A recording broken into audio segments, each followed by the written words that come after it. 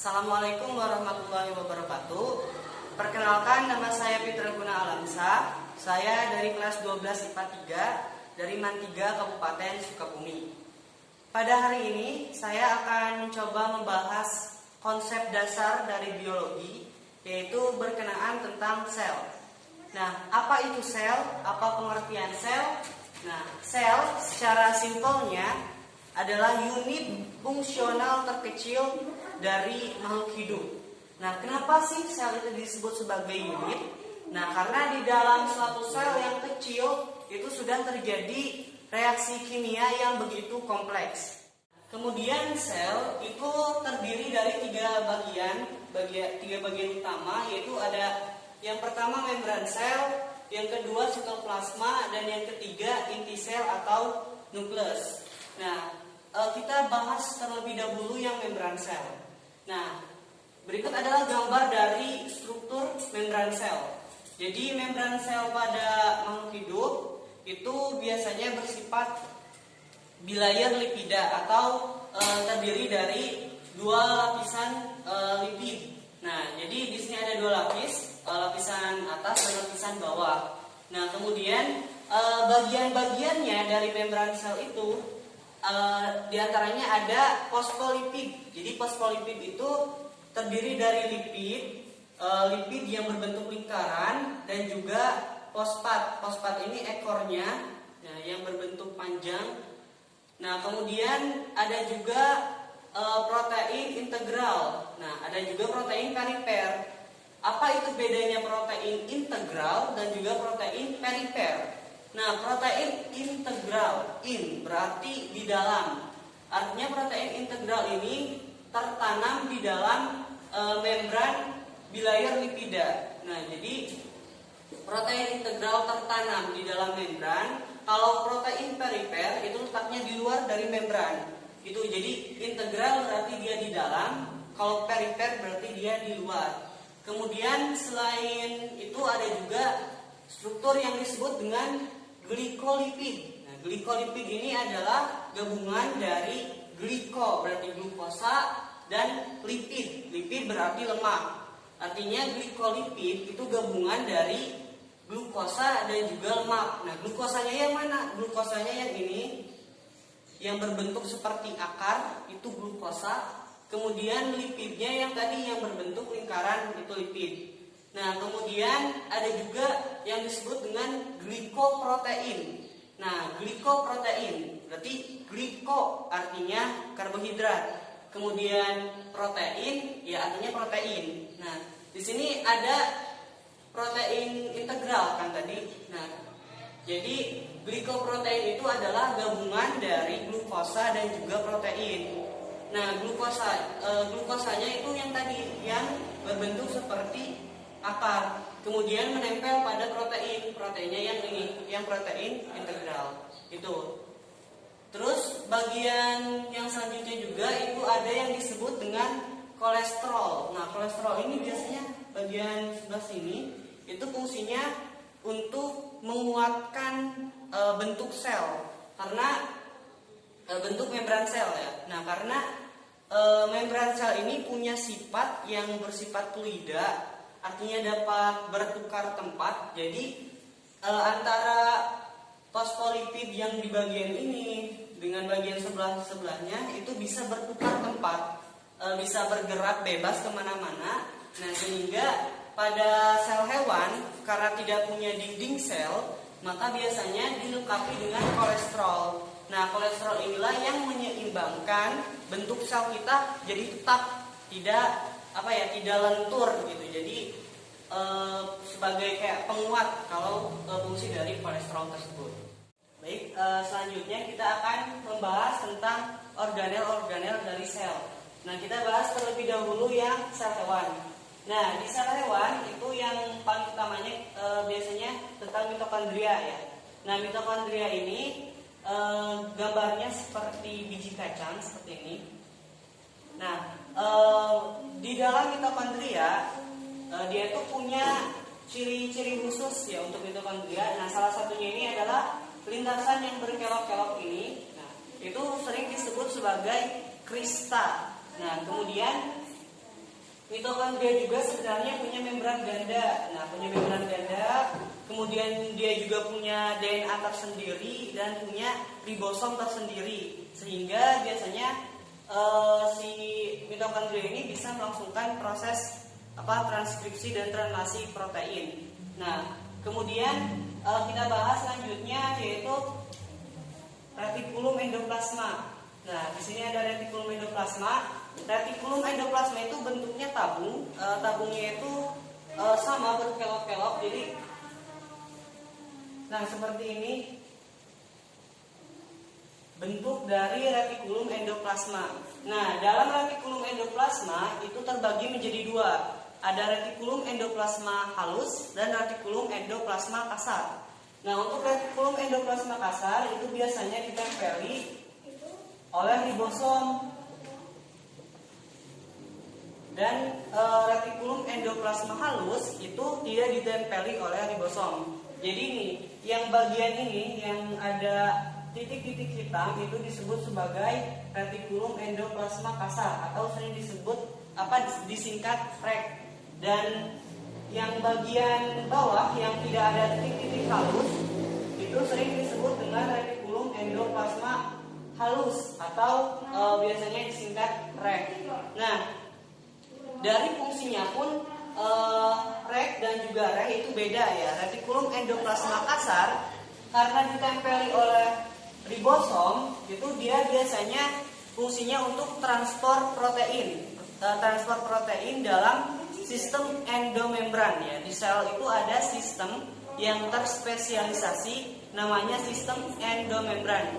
Nah, itu tuh fungsinya untuk mentransport protein-protein yang dihasilkan ribosom pada retikulum endoplasma kasar.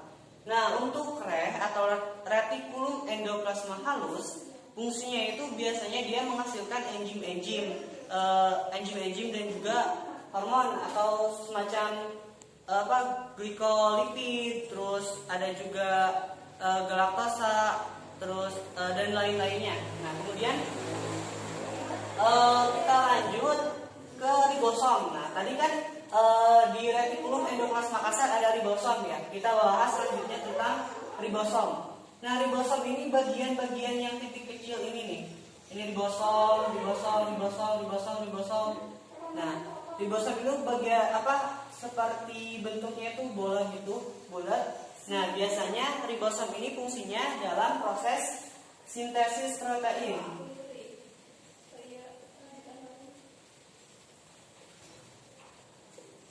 Sintesis protein atau pembentukan atau pembuatan protein. Nah, pembuatan protein lewat jalur nanti ada transkripsi, translasi dan sebagainya ya. Nah, kemudian si ribosom ini itu adanya di dua tempat ya.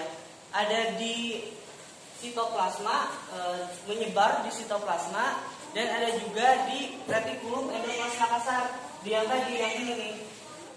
Nah, selanjutnya kita akan membahas badan Golgi. Nah, badan Golgi. Badan Golgi ini bentuknya seperti tumpukan karung. Jadi bentuknya kayak gini.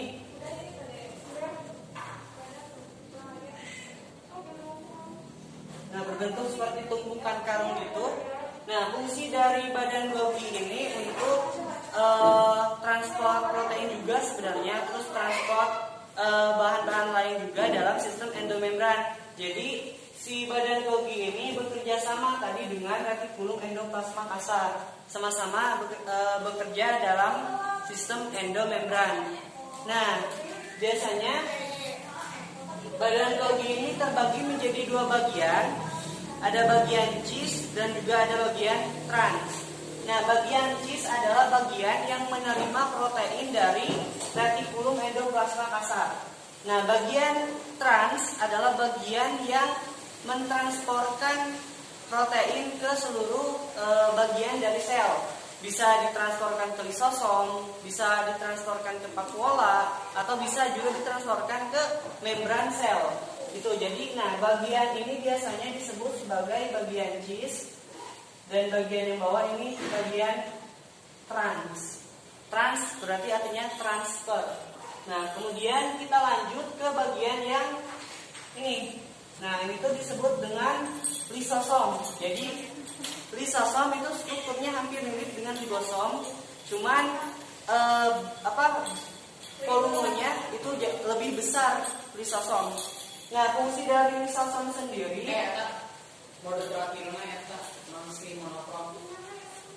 fungsi dari lisosom sendiri itu untuk proses pencernaan sel, kemudian dia juga menghasilkan enzim-enzim pencernaan yang berfungsi dalam proses pencernaan intraseluler.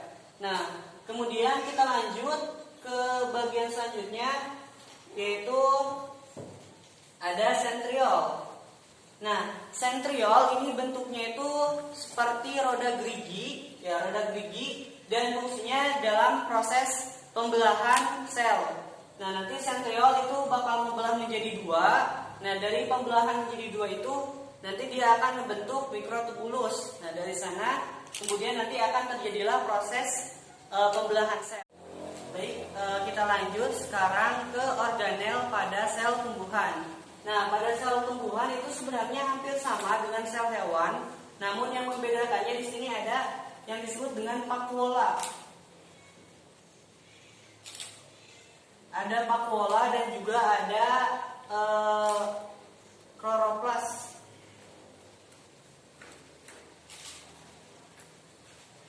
Nah, fungsi dari kloroplas itu pasti kita sudah tahu, semuanya hampir tahu ya, fungsi dari kloroplas itu untuk apa. Nah, jadi kloroplas itu fungsinya itu dalam proses fotosintesis. Dan kloroplas itu punya struktur yang hampir mirip dengan mitokondria. Jadi dia punya membran ganda, kemudian dia juga punya DNA tersendiri dan juga punya ribosom tersendiri. Nah, ada salah satu teori yang mengatakan bahwa mitokondria dan juga kloroplas itu adalah hasil evolusi dari sel bakteri, karena memang mereka itu punya struktur yang hampir mirip dengan sel bakteri. Nah, selanjutnya kita akan membahas tentang vakuola. Nah, vakuola itu adalah ciri khas dari tumbuhan, karena sel hewan tidak punya vakuola. Nah, vakuola sendiri itu kalau pada uniseluler seperti pada protozoa itu biasanya mereka itu punya dua jenis vakuola. Ada vakuola kontraktil dan vakuola non kontraktil, atau biasanya disebut sebagai vakuola makanan. Nah, vakuola kontraktil itu fungsinya untuk osmoregulator, untuk penyeimbang osmosis. Kemudian kalau vakuola makanan itu biasanya fungsinya untuk pencernaan makanan. Nah, kemudian kalau fungsi vakuola pada tumbuhan sebenarnya itu berfungsi dalam proses osmoregulator air, jadi kayak penyeimbang air gitu. Nah, biasanya turgid sel dan lain sebagainya itu dipengaruhi juga oleh vakuola selain oleh dinding sel. Nah, kemudian kita lanjut ke perbedaan dari sel hewan dan juga sel tumbuhan. Nah, kalau pada sel tumbuhan tadi kan sel tumbuhan itu punya dinding sel ya. Sel tumbuhan punya dinding sel. Kemudian juga sel tumbuhan itu punya vakuola dan juga punya yang namanya kloroplas. Nah, kalau sel hewan itu punya ciri khas, yaitu punya sentriol dan juga dia tidak punya dinding sel, tidak punya vakuola dan juga tidak punya kloroplas untuk sel hewan. Nah, untuk sel tumbuhan dia tidak punya sel sentriol, organel sentriol. Selanjutnya kita akan membahas tentang inti sel. Inti sel atau nukleus. Nah, di dalam nukleus itu sebenarnya ada pori-pori. Nah, di sini tuh ada pori-pori. Nah, pori-pori ini tuh sebenarnya berhubungan dengan retikulum endoplasma. Nah, untuk nukleus, untuk inti sel atau nukleus sendiri itu terbagi menjadi 3. ada bagian anak inti atau nukleolus.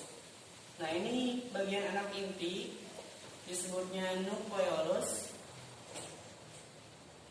Kemudian tadi ada pori-pori ya. Kemudian di sini itu sebenarnya ada cairan inti. Nah, di sini ada cairan inti yang terdiri dari banyak protein. Nah, di cairan itu banyak proteinnya. Kemudian di nukleolus atau anak inti itu terjadi proses sintesis mRNA atau RNA ya, berbagai jenis RNA dari ribosom itu disintesisnya itu di nukleolus. Nah, kemudian di nukleolus juga itu terdapat yang namanya benang-benang kromatin. Nah, benang-benang kromatin itu pada saat pembelahan nanti akan terkondensasi ya, jadi lebih rapat, nanti akan membentuk yang disebut dengan kromosom. Nah, kromosom ini gambarnya kurang lebih seperti ini. Nah, di mana nanti kromosom ini berfungsi juga, fungsinya itu dalam proses transfer gen ya, dari induk ke anaknya. Nah, demikianlah penjelasan dari saya tentang konsep dasar biologi yaitu sel. Nah, mohon maaf apabila ada kata-kata yang kurang tepat karena saya pun masih dalam proses pembelajaran. Nah, buat kalian yang belum like, comment, and subscribe channel YouTube ini, segera ya like, comment, and subscribe. Jangan lupa. Terima kasih. Wassalamualaikum warahmatullahi wabarakatuh.